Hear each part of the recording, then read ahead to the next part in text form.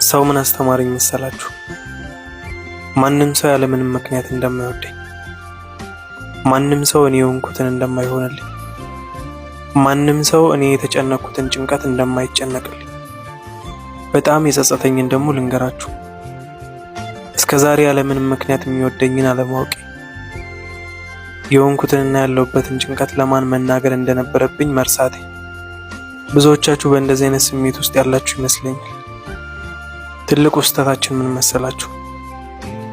ዓለምን ሁሉ የፈጠረና የሁሉም አምላክ ፈጣሪ አንኳኩ ይከፈትላችኋል፣ ጠይቁም ይሰጣችኋል ያለንን አምላክ ትተን እንኳን ቤታቸውን አንኳኩተን ችግራችንና ጭንቀታችንን ሊሰሙን አይደለም እኛን ለማየት ለሚደብራቸው ሰዎች ችግራችንን ዝርግፍ አድርገን እንናገራለን።